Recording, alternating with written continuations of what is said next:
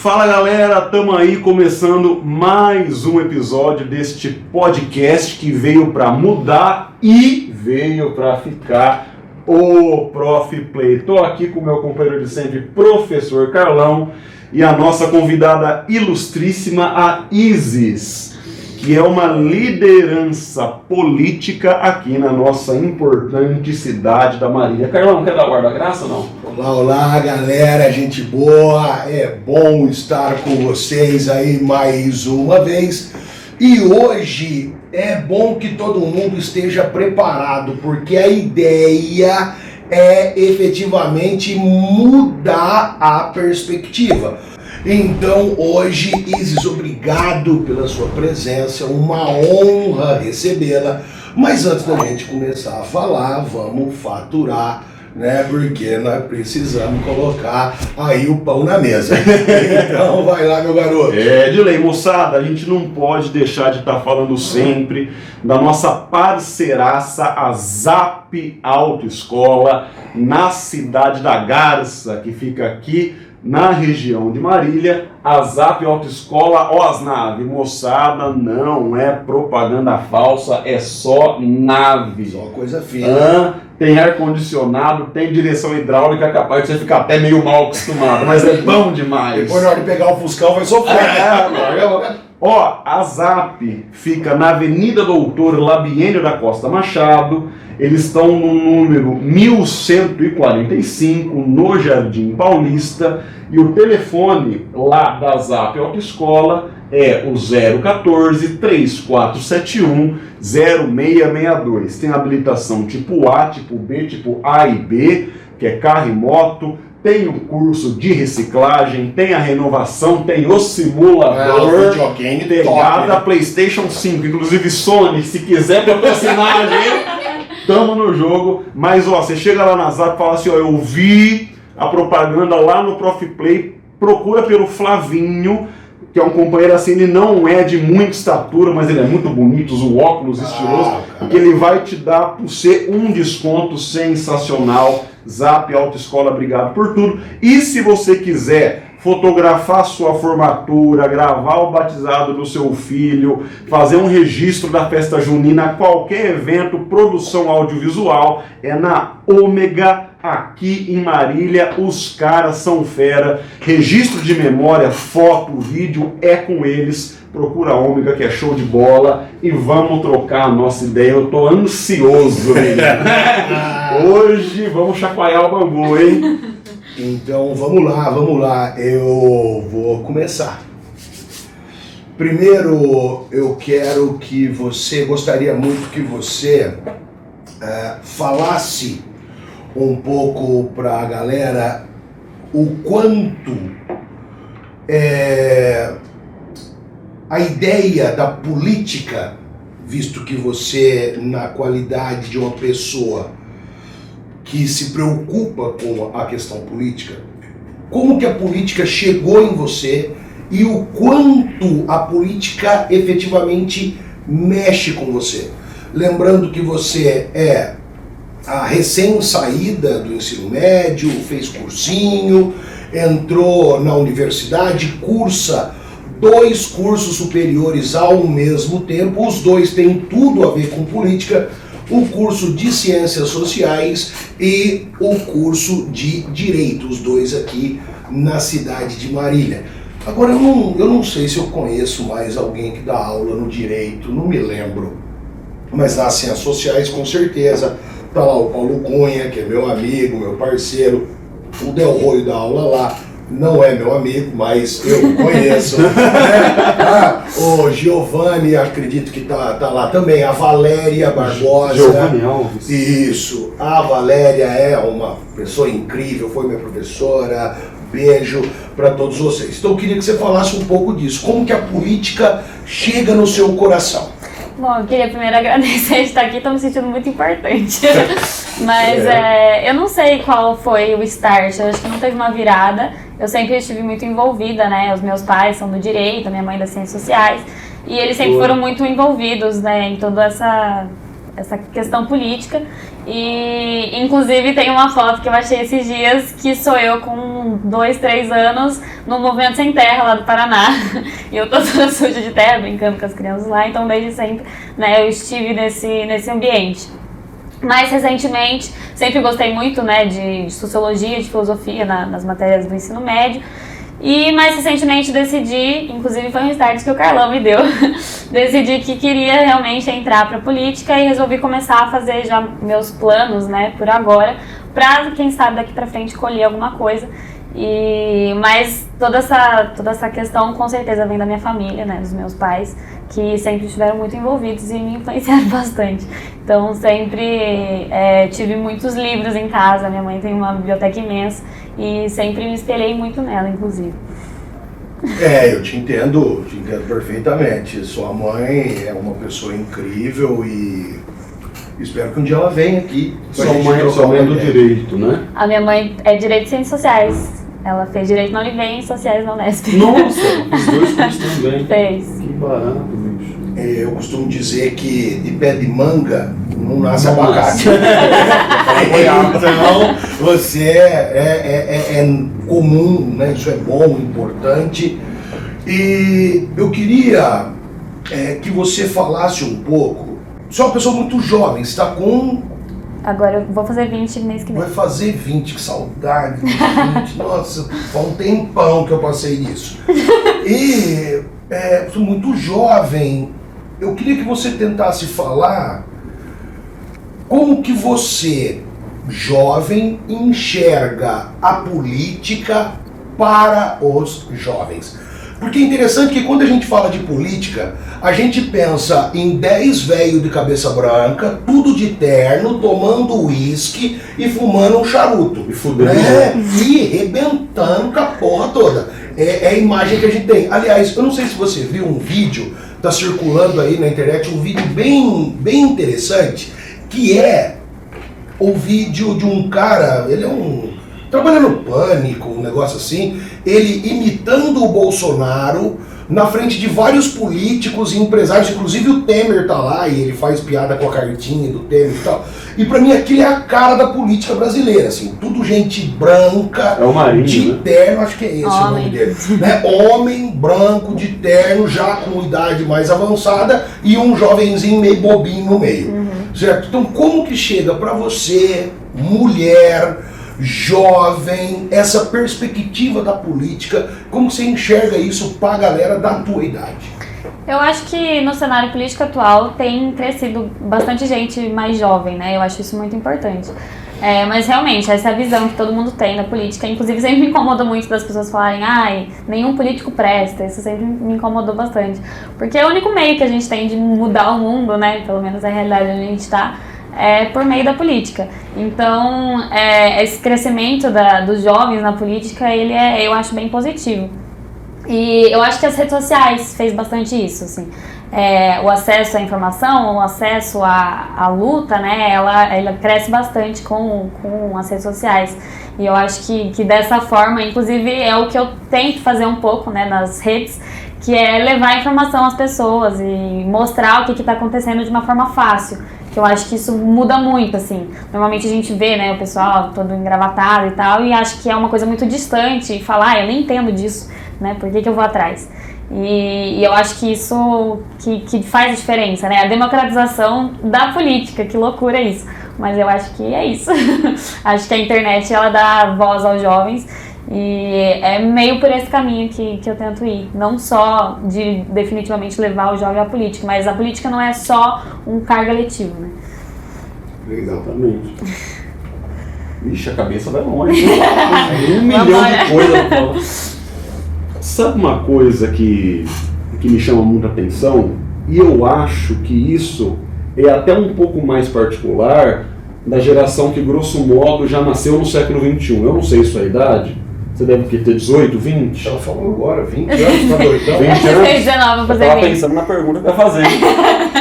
Isto é, você nasceu em 2001.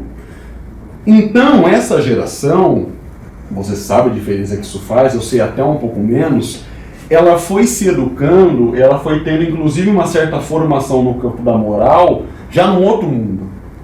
que é o mundo conectado pelo meio informacional, pela internet, pelo celular, pelo hardware. E isso provocou uma emancipação no nível das ideias, que tem um lado obscuro, que tem muita gente caindo numa coisa muito conservadora, que é estranho, mas tem muita gente se emancipando, procurando democratizar, procurando conversar, procurando colocar novas pautas e tal. E eu vou te falar um negócio que você vai ficar impressionado. Eu entrei na Unesp em 2009, na primeira graduação. Talvez você não acredite, mas é verdade. Em 2009, não existia a palavra feminismo dentro da Unesp.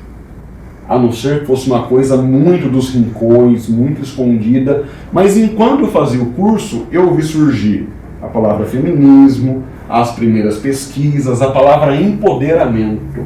Eu lembro a primeira vez que uma mulher falou o empoderamento. Eu falei, o que é empoderamento? Eu nunca tinha, para mim era neologismo. Ela falou assim, também não sei não, estou aprendendo depois disso. E aí, bicho, eu gostaria que você refletisse com a gente no seguinte. A minha esposa falou para mim assim, a Gabi Prioli, que é uma pessoa importante, né, da política, e porque fala sobre isso, ela fez uma live, uma parada com a Anitta, explicando o que é o STF, a diferença de governo e Estado, o que são os poderes. E isso reverberou positivamente na carreira da Anitta, porque ela começou a se posicionar de uma maneira um pouco mais segura até. E aí isso só aconteceu porque a Gabi, ela teve traquejo para colocar as coisas numa linguagem que dá para entender. Como disse o Pachecão, você tem que falar a língua do cliente, você tá entendendo? Porque senão ninguém entende porra nenhuma, porque ler Aristóteles é difícil, você tá entendendo? Mas dá para traduzir o negócio. Fala para mim, Isis, como que você faz para conseguir pegar, por exemplo, uma ideia do Foucault, que é uma ideia foda pra cacete de entender, porque não é literariamente fácil, e eu sei que você consegue digerir esse negócio num metabolismo tal que todo mundo entende.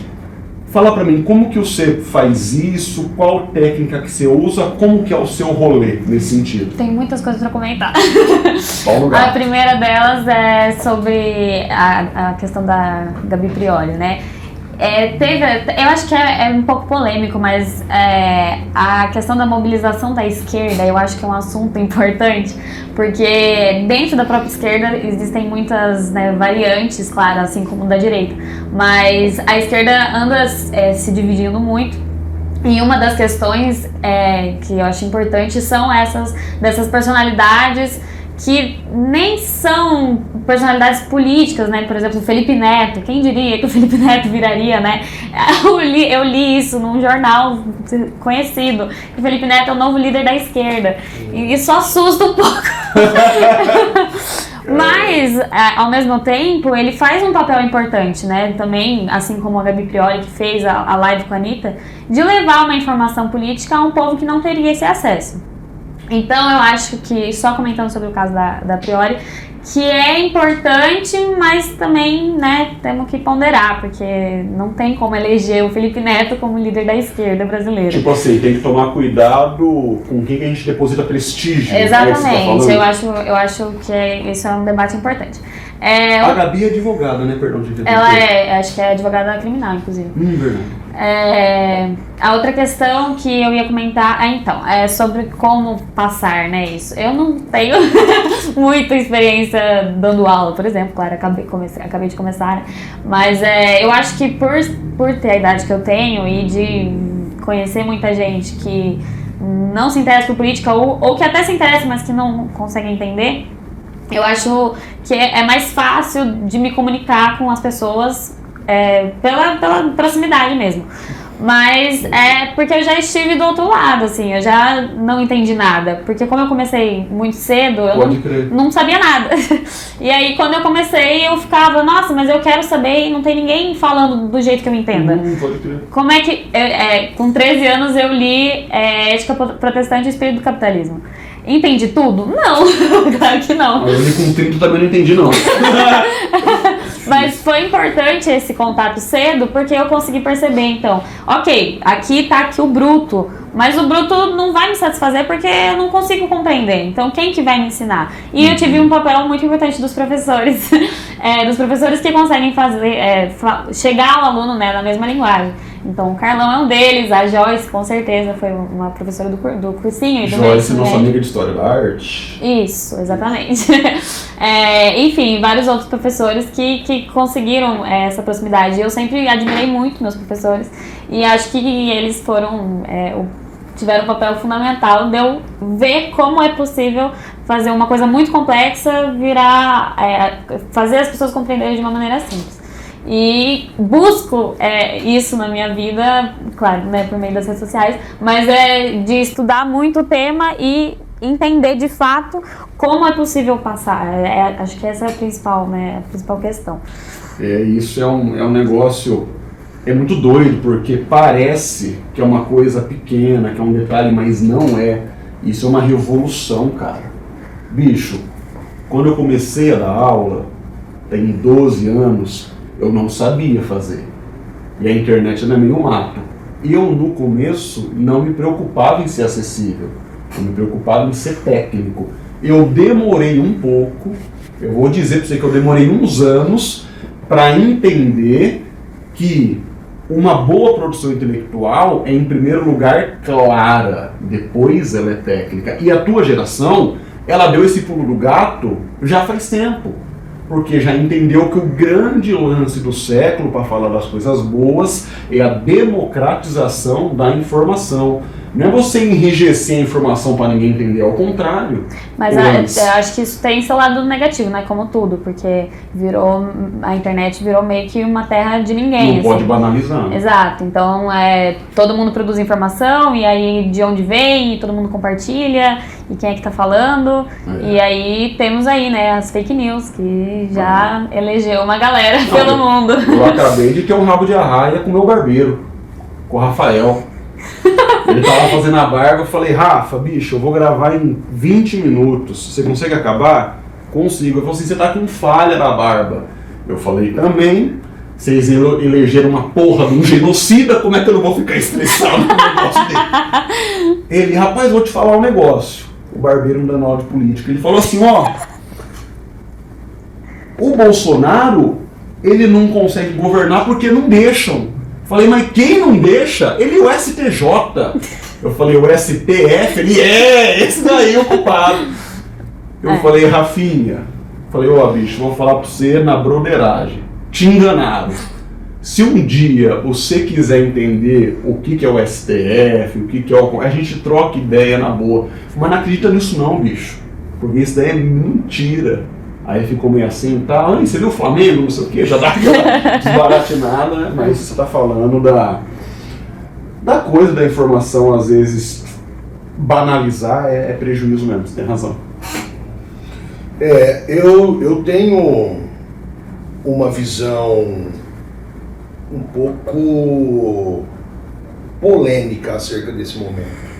Pra variar, você vai ser polêmico, Carlão. Cara, é tão natural, né? É tão natural que eu tava no dia. Puta, minha cabeça ela ferve, acho que diferente, sabe? Sei lá, acho que eu tô abaixo do nível do mar. Ferve, não ferve normal. Tá todo mundo pensando em carro elétrico, você tá no V8 ainda. Então, é um negócio bem diferente. Eu vou falar uma coisa que provavelmente vai ser mais um monte de pancada. Mas eu entendo que a fake news, né, que é um termo que a gente incorporou. Famosa mentira, né? Então, ela tá na política desde sempre. Vamos lembrar que o Vargas consolida o golpe em 30 com aquela conversa lá do assassinato do João Pessoa, que é um puta do migué do caramba.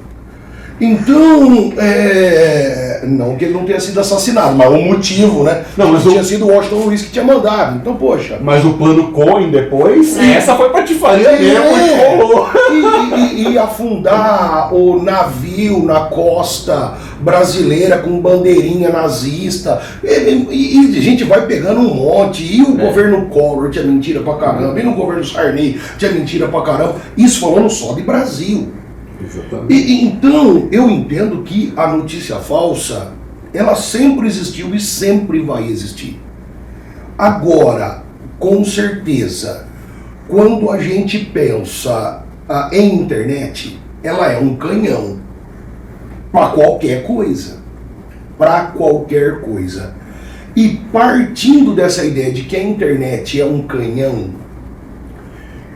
eu quero que você fale um pouco de como que você está enxergando esse momento de atuação na política aplicada. Porque a política teórica, você vai lá na Unesp e você vai conversar com política teórica o tempo inteiro. Os caras são bons de teoria, de prática nenhum, velho. Nenhum. Alguns chegam um pouquinho mais próximo, mas é tudo uma dificuldade. E você faz política na prática. Você faz política na prática, você está envolvida com pessoas que fazem política na prática, aquela coisa de chegar no cotidiano das pessoas, de enxergar o cotidiano das pessoas, que eu acho que isso é um negócio do caralho. Porque a gente ficar aqui discutindo o autor A, o autor B é uma delícia, eu adoro, mas quando que isso vai chegar nas pessoas? Porque a popularização do pensamento político, do pensamento filosófico, eu acho muito bom, sem restrição. Sem restrição. Tem uma quebra ou outra, tem um problema ou outro, mas eu acho que vale a pena. Como que você se vê nisso, chegando na prática, mudando a vida das pessoas? Porque você muda a vida das pessoas. Certo? Isso é importante. Você que está assistindo a gente aqui, olha para essa menina muda a vida das pessoas. Certo? Então é importante, eu me coloco na posição de falar menina, porque fui seu professor e porque sou bem mais velho que você, tenho idade para ser seu pai. Então, dentro disso, como que você enxerga esse momento? Que pergunta difícil. Se fosse pra ser fácil, eu não faria.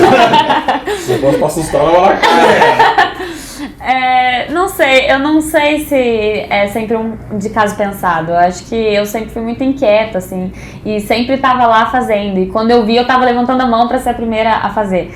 Então, sei lá, quando eu estava no 7º ano, eu tinha uma janela da minha sala quebrada, eu fui lá e fiz um abaixo-assinado para a diretoria arrumar a janela. Aí teve a questão de colocar em aula no período de jogos, fui lá e recolhi 300 assinaturas para não ter isso, porque tinha que ter o período de jogos, porque tá na previsão da educação do Brasil. Então eu sempre estive fazendo isso e acho que nunca é de caso pensado, mas claro que nos últimos meses, né, principalmente, eu resolvi de fato sair da militância simplesmente teórica e da militância principalmente digital, né? E falei, não, tá bom, consegui alcançar bastante gente com o Instagram e consegui conversar com bastante gente, mas e o que eu posso fazer de fato, assim, pra que tenha alguma diferença? E aí foi quando surgiu a ideia da campanha, né, da campanha de arrecadação de absorventes que a gente fez lá no nosso Instagram do Movimento Delas. Eu digo nosso porque sou eu e mais 2 meninas. E a gente, enfim, começou há um tempo já o Instagram e resolvemos fazer de fato essa campanha. Pode falar o nome das meninas também. A Elo e a Alissa. Elo e Alissa. Isso, Elo Monteiro e Alissa Pfeiffer. A Elo Monteiro que foi nosso estudante. Exatamente. E, enfim, aí a gente resolveu fazer algo ativo e acredito que essa não vai ser a nossa primeira e única campanha, esperamos que consigamos fazer mais. E foi muito importante pra gente conseguir fazer algo de fato, assim, e ver que não é só teoria, não é só frase, não é só número. Acho que isso é muito importante, ver gente fazendo mesmo a diferença, porque se você fala, sei lá, sobre, enfim, marxismo ou esquerda e direita, e você não vê na prática como que isso, né, faz diferença na vida das pessoas, fica muito no campo teórico e você não consegue perceber de fato o que isso significa. Eu acho que dos principais jeitos de aprender, né, é ir lá e fazer. Então, se você não vê que tem alguém passando fome, que tem alguém que não tem dinheiro para comprar um absorvente, que é algo tão simples, você não consegue entender a dimensão do problema. E, de fato, isso claro, é um ato político e é um dos primeiros de grande escala, mas acho, de fato, que não é algo que eu pense, tipo assim, vou fazer política, eu só vou lá e faço. Porque é uma coisa tão visceral, tão verdadeira, né? Que tá embutida no segunda a sexta, né? No segundo domingo. E eu falei agora, de forma enfática, que você muda vidas. E eu não vou falar do impacto nas pessoas de uma forma geral. Eu comecei a dar aulas para ensino médio pré-vestibular antes de você nascer. Eu comecei a dar aula em 98. Você nasceu em 2001, eu me formei na faculdade em 2001, já estava ingressando na rede privada de ensino. Eu escrevi para 2 sistemas de ensino. Eu não sou um menino na trajetória da política, do pensamento político. E você foi a primeira pessoa que me apresentou o termo pobreza menstrual. Eu nunca tinha ouvido falar, eu nunca tinha pensado nisso, de que as mulheres em várias localidades, elas passam por dificuldades por conta do seu ciclo menstrual. As mulheres nos presídios passam por muita dificuldade com isso. Eu nunca tinha ouvido falar. Foi a partir do seu posicionamento, junto com o das meninas, do Instagram que vocês montaram, o movimento delas, que eu tive contato a primeira vez com isso. E foi um puta de um tapa na minha cara. Porque como eu nunca menstruei, eu nunca nem tinha pra isso.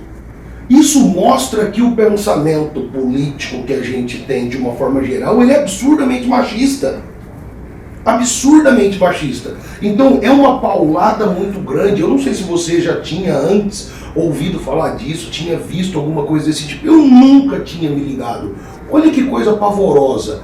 Então eu posso dizer sem medo de errar, você muda vidas. Agora eu vou mudar a abordagem. Você é uma menina branca, de classe média alta, estudou a vida inteira em colégios privados, você conhece outros países, conhece museus, foi ver obras de arte pessoalmente, você mora num ambiente seguro, você tem acesso à internet, você tem acesso à alimentação, a atendimento médico hospitalar, coisas que deveriam ser para todos, mas enfim, no Brasil isso é um puta privilégio, todo esse acesso. Quando você se coloca para fazer política, você está fazendo política para mulher preta, para mulher pobre, para favelado, você está olhando para a pessoa de periferia, você está olhando para o aluno da escola pública, escola que você não usufruiu dela na sua vivência. E eu acho que isso deve te gerar muita pancada. Deve ter muita gente que critica. Deve ter muita gente que fala de que você não sabe o que você está fazendo. Como que você lida com isso? Com essa oposição? Sinceramente, acho que crítica sempre vai existir. Em qualquer coisa que você faça, pode ser do melhor jeito, com a melhor das intenções, sempre vai ter alguém apontando o dedo. E acho muito bom, assim, a gente recebe até pouca crítica, eu esperava mais, sabe, com o Instagram e com o alcance que a gente tomou. Mas, de fato, assim, já, inclusive pela idade, já recebi muito. Você não sabe nada, o que você tá falando, você é muito jovem. Na sua época, quando eu tinha essa idade, eu também era de esquerda, já ouvi isso. Mas você vai crescer e vai aprender como é o mundo de verdade, já ouvi muito isso. Então, sempre vai ter crítica, mas eu acho que o importante é focar na luta de fato, né? A questão toda é sobre entender os privilégios e usar ele de maneira que consiga mudar o mundo. Então, eu tenho acesso, eu consigo enfim, né, tive acesso a muita coisa que 90% da população não tem. E eu tenho que usar desse meu privilégio para ajudar outras pessoas. Eu acho que isso é o mais importante de entender. E as críticas, enfim, vai ter sempre, né? Então acho que tem que só abstrair e continuar fazendo o que acredito que é certo. E é isso. Ô Isis, você tá usando uma camiseta muito bonita. Muito obrigada. Que é um excerto do teto da Capela Sistina. Exatamente. Feito em afresco pelo Michelangelo, onde a mão que representa a mão humana está dobradinho e a mão que representa a mão do sagrado está esticada. A Joyce me explicou que isso foi feito deliberadamente porque representa o livre-arbítrio, que para o ser humano tocar o sagrado ele tem que escolher esticar o dedinho. Então está bem perto, mas é uma questão de escolha. Eu vou te falar um negócio. Nem sempre é fácil respeitar certas escolhas. Por exemplo, eu olho para você e eu vejo que você escolheu ser quem você é. Você podia escolher ficar no ar-condicionado o dia inteiro comendo Kit Kat feliz da vida vendo Netflix. Mas você escolheu estar na rua, você escolheu se mobilizar, você escolheu juntar recursos, você escolheu ajudar. Ou estou enganado? Em partes. Em partes. Eu acho que você podia ter escolhido, sei lá, ser qualquer coisa que não tenha essa vocação com o próximo. Não sei. Eu acho que o ambiente diz muito, assim. É muito mais fácil eu escolher isso do que se eu não tivesse tudo isso e, sei lá, não tivesse todo esse acesso e não conseguisse escolher. Então, se eu tivesse que trabalhar, por exemplo, e não conseguisse fazer 2 cursos ao mesmo tempo, eu não teria opção de escolher. Sim, mas veja, se você pegar, por exemplo, as pessoas que terminaram a escolarização com você, eu tenho certeza que quase ninguém faz o que você faz pelo próximo, que não dedica nem um pouquinho do tempo para o próximo. Eu sei, porque isso é minha vida. E eu estou diante de públicos muito grandes o tempo todo, e é pouca gente que quer dedicar a própria vida ao outro. Isso é uma questão, eu acho que é uma questão de escolha, muitas vezes. Mas enfim, o que eu quero dizer é o seguinte: hoje, eu estou dando aula, e eu tive diante de uma situação que não é uma situação fácil, que a gente tem que se segurar um pouco para não perder o emprego por justa causa. Isso acontece quase todo dia, mas é normal na vida de professor, você vai sentir esse drama já já. Uma menina se posicionou publicamente na aula no sentido de dizer que feminismo é frescura. É mimimi, é frescura, é exagero, é hipérbole, qualquer coisa nesse sentido. O que, no meu modo de entender, é inconcebível. Porque se olha o avanço do movimento na última década e o quanto que ele produziu de prática e ideia boa, no sentido de mudar algumas coisas, é claro que não é frescura. É claro que é um negócio importante que veio para ficar e tem que durar para sempre.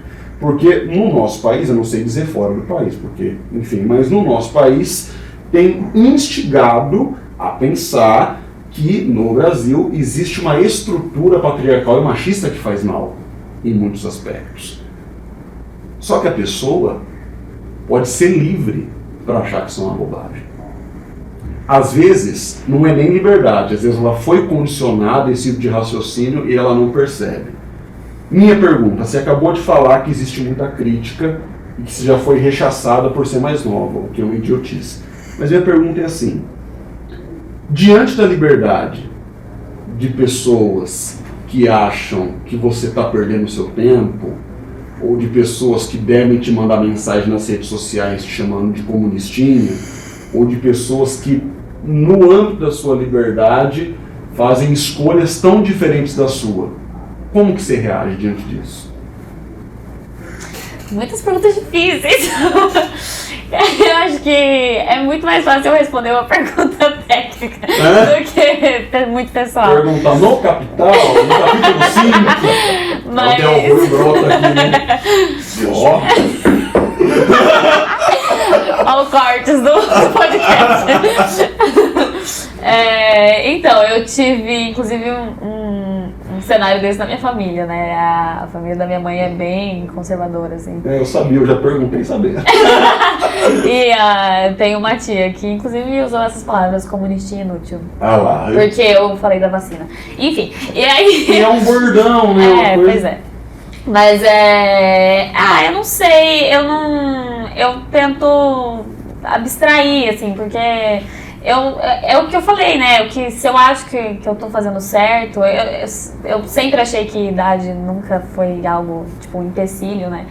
E acho que a gente tá aí pra isso, porque junto com a revolução sempre tem a contra-revolução, né? Então, é isso aí.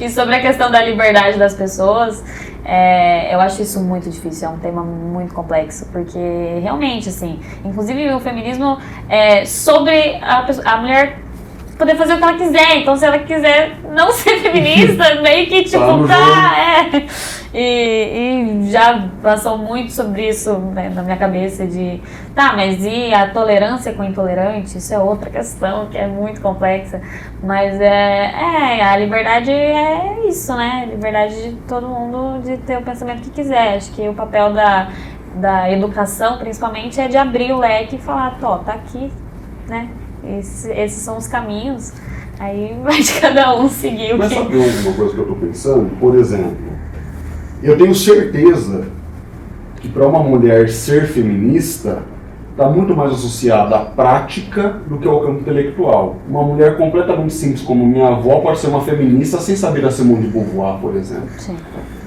Se você fosse pensar em trajetória, em prática, em ação concreta, o que você acha, no seu modo de entender, que é fundamental para o feminismo de fato continuar virando como ele vira?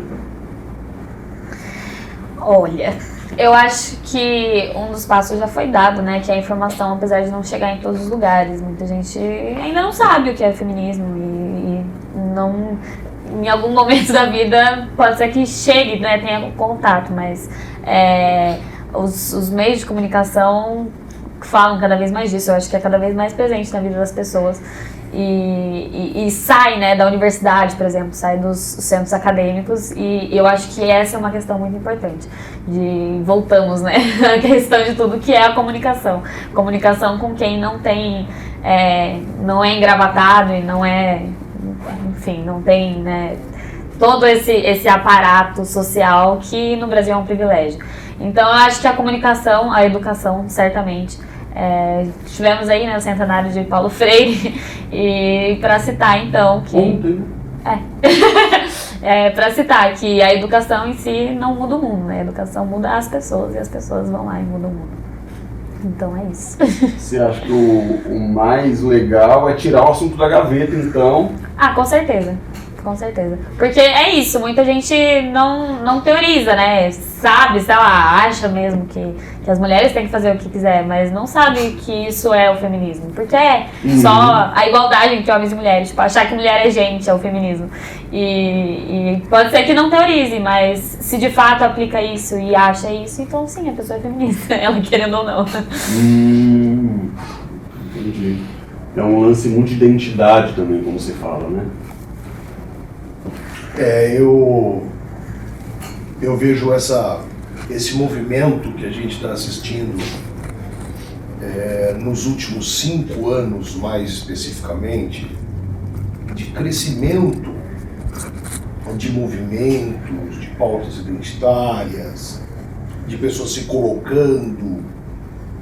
Isso é muito, eu acho isso muito positivo, muito bom. E ao mesmo tempo, eu acho que este movimento ele é muito difícil de ser compreendido pela massa popular. Porque como ele não generaliza, você conseguir dar às pessoas a noção de quem elas são é algo muito complicado num mundo, num país principalmente, onde o exercício de se enxergar não existe. Né? O brasileiro é aquele cara que compra um carrinho de pipoca e automaticamente ele passa a pensar como um mega empresário. Né? E ele não consegue enxergar a diferença dele vender a pipoca ali e de um cara faturando milhões na bolsa. Então eu acho muito difícil isso. E tem uma outra coisa dentro desse movimento, que eu enxergo você como uma pessoa de vanguarda. Que falar de democracia é fácil. Usar a palavra democracia, quem não entende usa também. E falar é papagaio fala, né? Mas nas últimas eleições municipais, você fez parte de um grupo com mais 2 meninos, onde vocês entrevistavam pessoas de destaque no cenário político municipal. Pessoas de direita, de esquerda, progressistas, ortodoxos, enfim. Vocês conversavam com bastante gente. E eu queria que você falasse primeiro a importância que você entende desse diálogo entre pessoas ideologicamente tão separadas e que você falasse de você ali no meio. Você, mulher, no meio de 2 caras que estavam falando com uma linguagem muito distante da linguagem que você se comunica. Como que você se enxergou ali? Então eu quero que você fale da importância daquele movimento, fale um pouco de como foi a experiência e como que você se enxergava ali. Bom, esse projeto que o Carlão está falando é o 3 pontos, né? A gente fez isso já na pandemia. O Enzo, que era um dos participantes, que inclusive hoje em dia faz direito comigo, ele propôs essa ideia, me mandou um WhatsApp e falou, então, estava pensando em fazer alguma coisa que aproximasse a política, né, principalmente das pessoas da nossa cidade. E eu achei super legal, achei que nem ia pra frente, mas deu super certo. E aí chamamos o Henrique também, que é o 3º componente. E a divisão era realmente uma pessoa de centro, uma pessoa de esquerda e uma pessoa de direita para debater com os políticos da cidade. E foi super pra frente, a gente entrevistou vários candidatos à prefeitura e à Câmara, né? E esse projeto, eu achei muito legal esse projeto. Infelizmente, assim, foi pouco alcance, mas se a gente fizesse por alcance, a gente não fazia nada, né? Mas foi muito interessante esse projeto, foi bem legal, assim, apesar da pandemia, né, de ter sido tudo online, a gente nem conseguiu se encontrar pessoalmente, mas foi muito interessante de ver mesmo os candidatos, né, mas fazendo perguntas que as pessoas querem saber, de fato. Então, qual que é a tua proposta para Marília? Porque se você pega a lista de candidatos, por exemplo, da eleição passada, uma lista imensa, um pessoal que, nossa, sei lá, e aí parece que são só fotinhos, né? E aí tem gente que vai na votação, pega lá o primeiro santinho que veio e bota na urna. Então, acho que começa aí. A ideia realmente foi aproximar e entender realmente quais eram as propostas dos candidatos. E principalmente para a galera da nossa cidade, né? Que é o pessoal que assistiria a gente e que assistiu de fato. E a política de fato, né? A política do processo eleitoral e tudo, ela não é só feita de quem tá lá e assim, tipo, assinar papel. Principalmente aqui, né, onde você vê as pessoas e sabe o problema do bairro tal sei lá, falta de água, então vai lá e resolve isso. E isso é muito interessante ver os projetos de um candidato, por exemplo, que é o que a gente analisava lá, que você vê o preparo, assim, tá, o que você quer fazer? Melhorar a educação, tá bom, como? Não sei. Legal, e aí? Então, não sabe, exatamente, como você vai fazer isso, como que vai chegar nas crianças? Aí teve um candidato que falou sobre uma escola integral que fosse aos sábados e domingos. Falei, tá bom, mas que jeito? Como? E custo, e professor, e galera, e estrutura. E, tipo assim, tem escola que não tem água, que não tem, sabe? E aí quer fazer... Tá, então calma, não é assim, não é um negócio abstrato, é um negócio concreto. Como que vai fazer, quais são as etapas, de onde vai vir o dinheiro. Então a questão da política, esse projeto abriu muito meu olho para isso, que não é um negócio abstrato, não é tipo assim, tem que melhorar a educação. Mas como que vai fazer isso? Como que vai acabar com a fome do Brasil? Porque ideias e frases, isso é muito fácil, né? E do mesmo jeito o projeto feminista também, frases, ok. Mas se as pessoas não vão se interessar por política se elas continuarem achando que são frases e frases. Elas têm que entender que política é o que muda o nosso dia a dia, que tá de segunda a segunda, que é o que a gente vê na rua.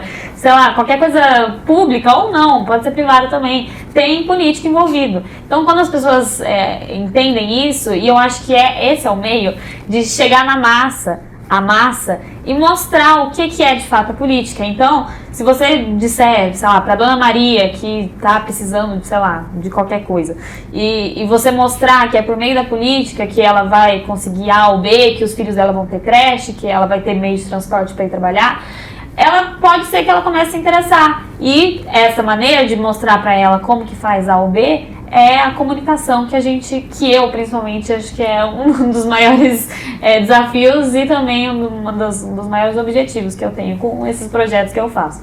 Então, essa comunicação com a massa, eu acho importante, assim, claro, é muito difícil para a gente olhar e ver uma figura abjeta, como diz meu professor de ciência política, Jair, vocês devem conhecer, a figura abjeta que mora em Brasília, 70% do país votar nessa figura abjeta, 60%, enfim, aqui em Marília foi 70%, né, 70% dos votos foi para ele.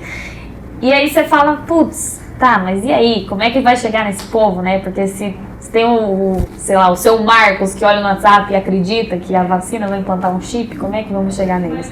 Mas eu acho que esse é o caminho de fato, assim, eu acho que a gente tem que acreditar nas pessoas, porque são elas que vão mudar e são elas que vão de fato mudar a política e não só quem está dentro da universidade, quem faz tese, enfim. É isso. Nem sei se respondi a pergunta. Bom, a gente precisa começar a encaminhar o final dos trabalhos, né? Infelizmente o tempo, quando a gente está aqui, ele passa muito mais rápido do que parece, do que a gente gostaria. Primeiro, eu preciso de forma ampla agradecer demais a sua presença. É muito importante para a gente, na qualidade de professor e como pessoas que querem aí espalhar a ideia, realmente conversar com pessoas que pensam a realidade e pensam a transformação. Pode parecer piegas isso que eu vou dizer, mas muita gente vai falar que não dá. Muita gente vai falar que não dá. Vai lá e faz, certo? E dá o foda-se para eles e vai com tudo. E para terminar, além do agradecimento, eu queria que você deixasse uma mensagem, mas uma mensagem que não fosse só para aquelas pessoas que você sabe que vão gostar de te ver aqui. Eu quero que você mande uma mensagem para todo mundo. Que você imagine que nesse momento nós tivéssemos a possibilidade, a internet ela nos facilita isso, mas que você conseguisse chegar, sei lá, vou falar um número bem besta, a 100 milhões de pessoas. Que mensagem você deixaria para essas pessoas? Meu Deus. Meu Deus, Carlão, não sei. Lembra que você ficou me devendo uma atividade no nosso acordo? Porque eu preciso falar, eu fiz um acordo com ela. Ela me disse que era tímida. E eu falei, eu vou te passar alguns exercícios online e você vai fazer esses exercícios e aí então a gente vai trabalhando essa timidez aí. Fizemos, e acho que ajudou. Mas você me deve o último. E como você sabe, foi minha aluna, você é meu amigo, você sabe. Quem está me assistindo vai saber agora, eu sou o vingativo. E por isso a pergunta. deixa pra galera uma mensagem, mas é pra milhões de pessoas. A Isis vai falar. A gente não pode se contentar com o que está posto. Acho que a gente tem que ir lá e correr atrás do que a gente quer ver no mundo. Em qualquer campo que seja, enfim, seja no campo político, no campo familiar, qualquer campo. Se a gente está incomodado com alguma coisa, a gente tem que ir lá e fazer, porque se depender dos outros, se a gente ficar esperando o outro fazer, isso nunca vai sair do papel. E é a gente que muda o mundo. Que Deus abençoe. Também não sou. Quer falar? Já acabou? Já acabou. Eu queria falar mais 3 horas e meia. A gente tá encerrando o episódio. Fidel, não vai dar. Fidel, não vai dar. Isis, obrigado demais. Você tem que voltar mais vezes. Obrigado demais. Eu acho que esse seu projeto para assistir as mulheres de uma beleza inenarrável. Isso é muito diferente. E você tem que saber que você está fazendo diferente. Você tem que ter consciência disso, não é verdade? Porque é de vez em quando que aparece alguém que se propõe a gastar a coisa mais valiosa que a gente tem, que é o nosso tempo, cara. O nosso tempo está contado. Cada segundinho que a gente vive é um segundinho a menos, não é isso? E você gasta muitos segundinhos para ajudar as pessoas, isso é muito diferente. Quem não enxerga o espelho, não enxerga o outro. Então, valorize isso que você faz, porque é bom pra caralho, é muito bom. Eu não sei se a tradição judaica cristã tá certa, mas se tiver, pensa num canto bom que você vai ter no céu. Piscina, rumba, o negócio vai ser diferente. Chama a pra fazer um churrasco. Sai do inferno rapidinho. Gente, muito obrigada. Eu fiquei muito feliz pelo convite, real. E eu não tô fazendo sozinha, né? Eu tenho que mencionar o nome das meninas, porque sem elas nada seria.